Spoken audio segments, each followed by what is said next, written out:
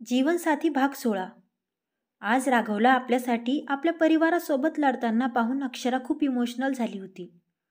तिला राघवबद्दल जे फील होत होतं ते मैत्रीपेक्षा जास्त होतं. पण तिला स्वतःला तिच्या भावना समजत नव्हत्या. तीही राघवच्या प्रेमात पडली होती, पण त्याला मैत्री समजत होती. जर मी निघून गेले तर तुम्हाला माझी खूप आठवण येईल ना, ती अचानक बोलून गेली. राघव आश्चर्याने तिच्याकडे पाहायला लागला. तू कुठेही जाणार नाहीयेस अक्षरा. तुला मी कधीही नाही विसरू शकत आणि मी तुला कुठेही जाऊ देणार नाही, राघव ठामपणे म्हणाला. आणि अक्षरा पुन्हा एकदा त्याच्या डोळ्यात हरवण्यापासून स्वतःला रोखू शकली नाही. इकडे राघवची आई खूप नाराज होती. पहिल्यांदाच राघव तिच्याशी मोठ्या आवाजात बोलला होता. इतकंच काय, ती कधी आली तेही विचारलं नव्हतं. तिला विश्वास बसत नव्हता की अक्षरासाठी राघवने आपल्या आईशी वाद घातला होता आणि तनू तिला भडकवायला होतीच. ती अजून आगीत तेल टाकायचं काम करत होती. पण आई या सगळ्या गोष्टींसाठी अक्षरालाच जबाबदार समजत होती. ती राघवला दोष न देता अक्षरालाच दोष देत होती. इकडे राघव मात्र या सगळ्या गोष्टींचा जास्त विचार करत बसला नाही. दुसऱ्या दिवशी त्याला प्रेझेंटेशन द्यायचं होतं. त्यासाठी त्याला खूप तयारी करायची होती. राघव अक्षराच्या क्लासरूममध्ये आपलं काम करत बसला होता. अक्षरा रूम आवरत होती. राघव इन्व्हेस्टर्सना इम्प्रेस करण्यासाठी काय करावं याचा विचार करत होता. त्याचं लक्ष अक्षरावर गेलं. रूममधील सजावटीसाठी ठेवलेले फुगे तिच्या अवतीभोवती उडत होते. ती आनंदाने हसत त्यांच्याकडे पाहत होती. तिचे केस हवेने उडत होते. राघव आपलं काम विसरून तिच्याकडे टक लावून पाहायला लागला. ब्युटिफुल. नकळत राघवच्या तोंडातून शब्द बाहेर पडले. ब्युटिफुल म्हणजे काय? अक्षराने त्याच्याकडे आश्चर्याने पाहत विचारलं. ब्युटिफुल म्हणजे सुंदर, राघवने उत्तर दिलं. ते ऐकून अक्षराने लाजून खाली पाहिलं, पण लगेच आपल्या कामात व्यस्त झाली. राघव त्याच्या प्रेझेंटेशनमध्ये अडकला होता. त्याला काहीतरी नवीन आयडिया हवी होती, पण त्याला काही सुचत नव्हतं. त्यात त्याला आकाशचीही मदत घ्यायची नव्हती. अक्षरा त्याला म्हणाली की तुम्ही मला सांगा काय अडचण आहे.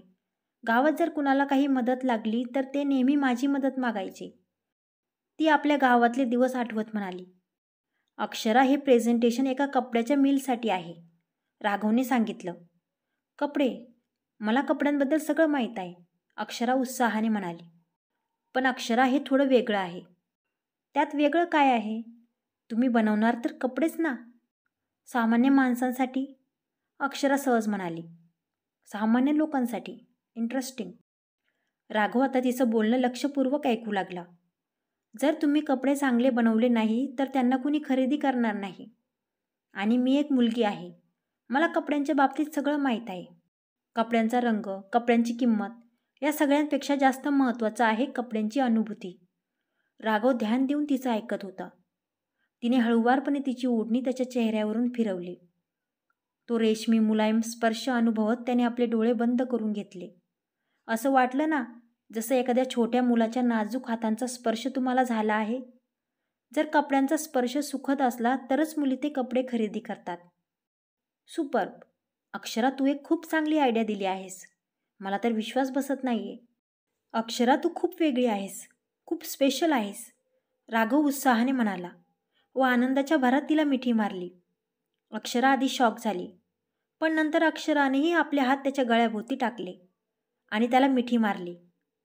त्याने आपली मिठी अजूनच घट्ट केली. दोघेही त्या मिठीत हरवून गेले. नंतर दोघेही बाजूला झाले. तेव्हा त्यांना समजलं की ते खूप वेळ एकमेकांच्या मिठीत हरवले होते. ते ओशाळून परत आपापल्या कामात व्यस्त झाले. राघवने बराच वेळ जागून आपलं प्रेझेंटेशन तयार केलं. अक्षराही जागून त्याला साथ देत होती. दुसऱ्या दिवशी सकाळीच राघव तयार झाला. आज त्याचं प्रेझेंटेशन होतं. ऑफिसला निघण्याआधी त्याला अक्षराला भेटायचं होतं, पण ती काही दिसत नव्हती. शेवटी आजींना समजलं की राघव अक्षराला शोधतोय, पण तसं दाखवत नाहीये. आजीने जाऊन त्याला सांगितलं की अक्षरा देवघरात आहे. ती राघवचं प्रेझेंटेशन चांगलं व्हावं यासाठी प्रार्थना करत होती. राघव आनंदाने देवघरात गेला व अक्षराने त्याला आरती दिली. मी या गोष्टींना मानत नाही असं म्हणणाऱ्या राघवने आनंदाने आरती व प्रसाद घेतला व अक्षराला बाय म्हणून ऑफिसला गेला. ऑफिसमध्येही तो त्याच तयारीत मग्न होता. प्रियाने त्याला बघितलं. तिला वाटलं मागील वेळेसारखं यावेळीही राघवला आपल्या मदतीची गरज लागेल. आपल्या मदतीशिवाय तो प्रेझेंटेशन पूर्ण करूच शकत नाही. तिने त्याला मदत करण्याची तयारी दाखवली, पण राघवने नम्रपणे तिची मदत घ्यायला नकार दिला व मला स्वतःला सिद्ध करण्यासाठी हे काम स्वतःच करायचं आहे म्हणून सांगितलं. ते ऐकून प्रियाला नवल वाटलं. नेहमी कामापासून दूर पळणारा राघव आज इतक्या जबाबदारीने काम करत होता. राघवने आकाशची सुद्धा कुठलीही मदत घेतली नाही. राघवला माहीत होतं की कुणाचाही त्याच्यावर विश्वास नाहीये, की तो हे काम चांगल्या प्रकारे पार पाडू शकतो, फक्त अक्षराला सोडून. म्हणून त्याने प्रेझेंटेशनच्या आधी अक्षराला फोन लावला. अक्षराने त्याला सांगितलं की तिला त्याच्यावर पूर्ण विश्वास आहे, की तो या कामात नक्कीच यशस्वी होईल. त्यामुळे त्याची हिंमत वाढली. प्रेझेंटेशनमध्ये राघवने अक्षराने सांगितलेल्या पॉईंट्सचा वापर केला. कपड्यांबद्दल मुलींना जास्त समजतं, म्हणून या प्रोजेक्टमध्ये तो मुलींचा जास्त समावेश करणार असल्याचंही सांगितलं. ते प्रेझेंटेशन त्याने खूप आत्मविश्वासाने आणि खूप चांगल्या प्रकारे केलं होतं. राघवच्या प्रेझेंटेशनमुळे इन्व्हेस्टर्स इम्प्रेस झाले व त्या प्रोजेक्टमध्ये इन्व्हेस्ट करायला तयार झाले. राघवच्या यशामुळे सगळे खूप खुश झाले. बाबा आणि आकाशने त्याला शाबासकी दिली. प्रियानेही त्याचं अभिनंदन केलं. राघवने अक्षराला फोन केला व तिला ही आनंदाची बातमी सांगितली. अक्षरा ते ऐकून हरखून गेली. तिने राघवचं अभिनंदन केलं. राघवने तिला सांगितलं की त्याने अक्षरासाठी बेडच्या उशीखाली एक चिठ्ठी ठेवली आहे. त्याने ती चिठ्ठी लगेच जाऊन वाचायला सांगितली. अक्षराचं हृदय जोरात धडधडत होतं. माहीत नाही राघवने त्या चिठ्ठीत काय लिहिलं होतं. ती नर्वस झाली होती. तिने जाऊन ती चिठ्ठी घेतली व वाचली, पण त्यात विशेष असं काही लिहिलेलं नव्हतं. फक्त तिला संध्याकाळी 5ला बाहेर भेटायला बोलवलं होतं. अक्षराला कळेना की राघवने तिला असं बाहेर भेटायला का बोलवलं आहे, पण राघवला भेटायला तीही उत्सुक होती. ती छानपैकी तयार झाली. सीमाने तिला तयार व्हायला मदत केली व ती घराबाहेर पडली. इकडे राघवने एक हॉल बुक केला होता. आज तो आपल्या कामातही यशस्वी झाला होता. त्यामुळे त्याने ठरवलं होतं की आज अक्षराला प्रपोज करायचं. आज आपल्या मनातील भावना अक्षरापर्यंत पोहोचवायच्या. तिला सांगायचं की त्याचं तिच्यावर किती प्रेम आहे ते. हे सगळं सांगण्यासाठी तो खूप एक्सायटेड होता. त्याने तो हॉल खूप सुंदर सजवला होता. तेथे खूप रोमॅन्टिक वातावरण तयार केलं होतं. कॅन्डल्सच्या मंद प्रकाशात तो हॉल अजूनच सुंदर दिसत होता. सगळी तयारी करून तो अक्षराची वाट पाहत बसला. इतक्यात त्याला कुणाची तरी चाहूल लागली. तिथे फक्त मेणबत्त्यांचाच प्रकाश असल्याने व्यवस्थित दिसत नव्हतं. ती मुलगी अक्षरा आहे की नाही हे न पाहताच त्याने खूप रोमॅन्टिकली तिच्याजवळ आपलं प्रेम कबूल केलं. मग त्याने लाईट लावले आणि समोरचं दृश्य पाहून त्याच्या पायाखालची जमीनच सरकली. त्याच्यासमोर अक्षरा नाही तर प्रिया उभी होती. तिच्या चेहऱ्यावर लज्जा मिश्रित हसू होतं. आनंदाने तिचा चेहरा चमकत होता. इतक्यात आई व तनूही तिथे प्रकट झाल्या. त्यांनी राघवने प्रियाला प्रपोज केल्याबद्दल प्रिया आणि राघवचं अभिनंदन केलं. हे सगळं अचानक झाल्याने राघव इतका शॉक झाला होता की त्याला कुणाला कसं समजून सांगावं ते समजत नव्हतं. आईने तर लगेच ठरवून टाकलं की आता राघवने प्रियाला प्रपोज केला आहे तर आपण लवकरच त्यांच्या लग्नाची तारीख ठरवू. तेवढ्यात अक्षरा तिथे आली.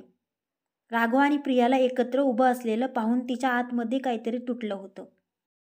राघव आणि प्रियाला एकत्र आणण्यासाठी ती इतके दिवस प्रयत्न करत होती, पण आज त्यांना एकत्र पाहून ती अजिबात खुश नव्हती. तिचं मन व्यथित झालं होतं. आज तिच्या लक्षात आलं होतं की तीही राघववर प्रेम करू लागली आहे. आज तिला समजलं होतं की ती राघवशिवाय जगूच शकत नव्हती. तिचे डोळे पाण्याने डबडबले होते. तिच्यापासून तिचा आत्मा काढून घेतल्यासारखंच तिला वाटत होतं. पण आपल्या चेहऱ्यावर खोटं हसू आणून ती त्यांच्याजवळ गेली. तिने मन मारून राघव आणि प्रियाचं अभिनंदन केलं. तिला वाटलं की कदाचित यातच सगळ्यांचं हित आहे. राघव शॉक होऊन तिच्याकडे पाहत होता. त्याला वाटलं की हे सगळं अक्षरानेच केलं आहे. त्याच्या हृदयाचेही तुकडे तुकडे झाले होते. डोळे रागाने लाल झाले होते. त्याला विश्वास बसत नव्हता की अक्षराने त्याच्यासोबत हे सगळं केलं आहे. अक्षरा आपल्या डोळ्यातलं पाणी लपून तिथून निघून गेली. राघवही पुढे काही न बोलता तो खूप थकला आहे असं बोलून तिथून निघून गेला. प्रिया आज खूप आनंदात होती. त्यामुळे तिला या गोष्टीचं फारसं वाईट वाटलं नाही. अक्षरा घरी आली आणि राघवच्या रूममध्ये न जाता दुसऱ्या रूममध्ये जाऊन रडत तिने स्वतःला बेडवर झोकून दिलं. ती खूप रडत होती. इतकं दुःख तिला विशालच्या दूर जाण्यानेही कधी झालं नव्हतं. रडून रडून तिचे डोळे सुजले होते. पण मनातल्या वेदना काही कमी होत नव्हत्या. इकडे राघवचीही तीच अवस्था होती. तोही बॉक्सिंग रूममध्ये जाऊन सगळा राग त्या पंचिंग बॅगवर काढत होता. त्याला अक्षराचा चेहरा बघण्याचीही इच्छा नव्हती.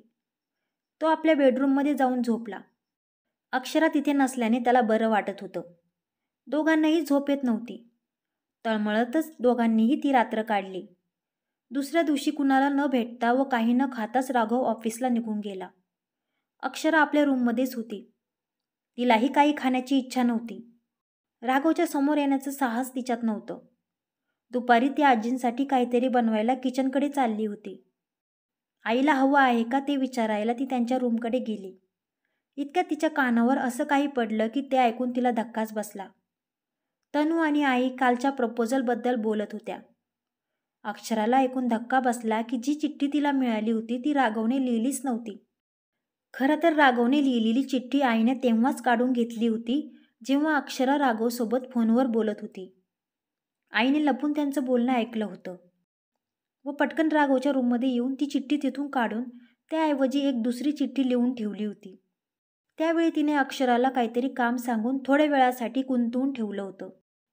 राघवने लिहिलेल्या चिठ्ठीमध्ये त्याने आपलं प्रेम कबूल केलं होतं, पण नेहमीप्रमाणे नाव लिहिलं नव्हतं.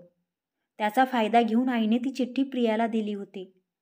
प्रियाला वाटलं की राघवला आपली चूक समजली आहे, म्हणून ती आनंदाने तिथे आली होती. हे सगळं अक्षरा स्तब्ध होऊन ऐकत होती. आधी तिला वाटलं होतं की राघवने स्वतःहून प्रियाला निवडलं आहे, पण आता तिला समजलं होतं की आईने आणि तनूने मिळून तिला आणि राघवलाही खूप मोठा धोका दिला होता. आता तिने आपलं प्रेम परत मिळवण्याचा निश्चय केला. राघव तिच्यावर खूप नाराज असल्याने तिच्याशी काही बोलतही नव्हता, पण आता ती राघवचा रुसवा काढण्यासाठी प्रयत्न करणार होती. इतके दिवस ती दुसऱ्यांचा विचार करत होती, पण आता ती आपल्या मनाचा विचार करणार होती. ती आई व तनू समोर आली. त्या दोघी तिच्याकडे पाहत कुटीलपणे हसत होत्या. अक्षराने त्यांना सांगितलं की ती तिच्या पतीला स्वतःपासून दूर जाऊ देणार नाही व तिथून निघून गेली. पण त्या दोघी तर राघव आणि प्रियाच्या लग्नाची स्वप्न पाहण्यात बिझी होत्या. अक्षरा आता काहीही करू शकणार नाही याची त्यांना खात्री होती. इकडे त्यांचं बोलणं आकाश आणि सुनील रावांनीही ऐकलं होतं. ते ऐकून त्यांनाही खूप वाईट वाटलं. ते आपल्या बायकांना तर काही बोलले नाहीत, पण राघव आणि अक्षरासाठी त्यांनी काहीतरी करायचं ठरवलं. त्या दिवशी राघवला इन्व्हेस्टरचा फोन आला की त्यांची डील आजच फायनल होणार आहे. पण ती डील साईन करण्यासाठी त्याला आणि त्याच्या पत्नीला सोबत साईटवर बोलावलं होतं. राघव सकाळपासून अक्षराला टाळत होता, पण आता राघवचा नाईलाज होता. त्याला अक्षरालाही सोबत न्यावं लागलं. त्यांना घ्यायला तो इन्व्हेस्टर स्वतः गाडी घेऊन आला होता. नाईलाजाने राघव आणि अक्षरा गाडीत बसले. गाडीत अक्षरासारखी राघवशी बोलण्याचा प्रयत्न करत होती, पण राघव तिच्यावर रुसलेला होता. तो तिच्याशी काही बोलत नव्हता, पण तरीही अक्षरा प्रयत्न करतच होती. अचानक त्यांची गाडी त्या साईटवर जाण्याऐवजी एका गॅरेजमध्ये थांबली. राघव चकित झाला की ती गाडी त्या गॅरेजमध्ये का थांबली आहे. त्या गाडीच्या ड्रायव्हरने सांगितलं की गाडी खराब झाली आहे, म्हणून रिपेअर करण्यासाठी थांबावं लागणार आहे. गाडी रिपेअर व्हायला बराच वेळ लागणार होता, म्हणून तो इन्व्हेस्टर एका दुसऱ्या गाडीत कागदपत्रे आणायला निघून गेला आणि राघवला व अक्षराला त्याच गाडीत बसून यायला सांगितलं. पण ती गाडी काही लवकर ठीक होत नव्हती. ते बराच वेळ तिथे बसून राहिले. शेवटी अंधार पडायला लागला, म्हणून ड्रायव्हरने त्यांना सांगितलं की हा इलाका ठीक नाहीये. तुम्ही आज इथे जवळच एक हॉटेल आहे तिथे थांबा, मी तुमच्यासाठी रूम बुक करून देतो. राघव मानायला तयार नव्हता. त्याला अक्षरासोबत राहायचं नव्हतं, पण आता नाईलाज होता. तो ड्रायव्हर खरं तर सुनील रावांचा माणूस होता आणि हा सगळा प्लॅन सुनील रावांचा आणि आकाशचा होता. त्यांना विश्वास होता की राघव आणि अक्षरा अनोळखी ठिकाणी एकटे राहतील तेव्हाच त्यांना एकमेकांशी बोलण्याची संधी मिळेल आणि त्यांच्यातील मतभेद दूर होतील, म्हणून त्यांनी हा प्लॅन केला होता. ड्रायव्हरने हॉटेलच्या मालकाला आधीच सांगून ठेवलं होतं की तिथे फक्त एक रूम अवेलेबल आहे असं सांगायचं. राघवने ठरवलं होतं की वेगवेगळ्या रूममध्ये राहायचं, पण सांगितल्याप्रमाणे मालकाने सांगितलं की आता सध्या एकच रूम अवेलेबल आहे, त्यामुळे नाईलाजाने त्यांना तीच रूम घ्यावी लागली. राघव बराच वेळ बाहेरच टाइमपास करत होता. अक्षरा आधीच त्या रूममध्ये गेली होती. खूप थंडी असल्याने शेवटी राघवलाही मध्ये जावंच लागलं, पण अक्षराचा दरवाजा उघडण्याचा आणि राघवचा दरवाजा लोटण्याचा टाईम एकच झाला आणि राघव दरवाजातच खाली पडला. त्याला खाली पडलेलं पाहून अक्षरा जोरात हसायला लागली. राघव तिच्याकडे रागाने बघायला लागला. इथे मला लागलं आहे आणि तुला हसायला येतंय, राघव तोंड फुगून म्हणाला. अक्षराने हसणं बंद करण्याचा प्रयत्न केला, पण ती परत हसायला लागली. त्यामुळे राघवने अजूनच तोंड फुगवलं. शेवटी अक्षराने त्याला उठवण्यासाठी हात पुढे केला. त्याने तिचा हात धरून तिला खाली ओढलं. ती त्याच्या अंगावर जाऊन पडली. क्षणभर दोघेही एकमेकांच्या डोळ्यांमध्ये हरवून गेले. अक्षरा हसली व उठून आतमध्ये गेली. राघव तिच्याकडे पाहतच राहिला. तो अजूनही त्याच जागेवर बसलेला होता. त्या रूममध्ये असलेल्या गुलाबांच्या पाकळ्या करून तिने त्या फॅनसमोर धरल्या. त्यामुळे त्या सगळ्या पाकळ्यांचा वर्षाव राघववर व्हायला लागला. पण त्या पाकळ्यांबरोबर थोडा कचराही राघवच्या डोळ्यात गेला. तो डोळे चोळायला लागला. अक्षराने नर्वस होऊन फॅन बंद केला व पटकन त्याच्याजवळ आली. त्याच्या डोळ्याला हात लावायला लागली, पण राघवने तिला नकार दिला. त्यामुळे तिच्या टपोऱ्या डोळ्यांमध्ये पाणी आलं. राघव नाराज होता, पण तरीही तिच्या डोळ्यात अश्रू त्याला बघवत नव्हते. त्याने आपला हात बाजूला करून तिला परवानगी दिली. तिला खूप आनंद झाला. ती त्याच्या जवळ गेली व त्याच्या डोळ्यात हळूवारपणे फुंकर मारायला सुरुवात केली. त्याच्या अंगावर रोमांच उभे राहिले होते. तो त्या स्थितीतही तिच्याकडे टक लावून पाहत होता. त्याच्या डोळ्यातील कचरा निघून गेला होता. तो उठून उभा राहिला व आतमध्ये गेला. पण अक्षराने ठरवलं होतं की कितीही काही झालं तरी ती राघवची नाराजी दूर करीलच. पण ती आईने आणि तनूने जे काही केलं होतं ते राघवला सांगायला तयार नव्हती, कारण आधीच तिच्यावरून राघव आपल्या आईशी रागाने बोलला होता. अक्षराला राघवला आपल्या आईपासून दूर करायचं नव्हतं, म्हणून ते न सांगताच तिने राघवची नाराजी दूर करायचं ठरवलं होतं. इकडे राघव बाथरूममध्ये गेला. तिथे आरशावर अक्षराने सॉरी असं लिहिलेलं होतं. राघव त्याकडे पाहतच राहिला, पण तो सहजासहजी अक्षराला माफ करणार नव्हता. तो तिथे हात टेकून उभा राहिला, पण त्याचा हात चुकून शॉवरच्या स्विचला लागला आणि शॉवर सुरू झाला व ते पाणी अंगावर पडून तो भिजायला लागला. अक्षरा दरवाजाजवळ उभी राहून सगळं पाहत होती आणि हसत होती. खूप हसू येतंय ना तुला? इथे मी भिजतोय आणि तुला हसू येतंय. हे जे काही होतंय ना अक्षरा, सगळं तुझ्यामुळे होत आहे, तो अक्षराकडे पाहत म्हणाला. पण अक्षराचं हसणं काही बंद होत नव्हतं. खूप हसू येतंय ना तुला? त्याने तिचा हात पकडून तिलाही शॉवर खाली ओढलं व तिला तिथेच पकडून ठेवलं. अक्षरा तिथून बाहेर पडण्याचा प्रयत्न करायला लागली, पण त्याने तिला अजून स्वतःजवळ ओढलं. अक्षरा शॉक होऊन त्याच्याकडे पाहायला लागली. त्यांची नजरानजर झाली व दोघेही एकमेकांच्या डोळ्यात हरवून गेले. तिच्या केसांतून चेहऱ्यावरून पाणी खाली गळत होतं. ते पाहून राघवचं हृदय जोरात धावायला लागलं होतं. त्याचं लक्ष तिच्या भिजलेल्या ओठांकडे गेलं आणि त्याच्या काळजाचा ठोका चुकला. त्याने आपला चेहरा तिच्या चेहऱ्याजवळ आणला. अक्षरा त्या पाण्यामुळे व त्याच्या नजरेमुळे थरथरत होती. त्याचा एक हात तिच्या भिजलेल्या हातावरून फिरत होता. त्याची बोटं तिच्या बोटांमध्ये गुंफली होती. अक्षराने आपले डोळे बंद करून घेतले. ती जवळीक तिच्या अंगावर रोमांच उभे करत होती.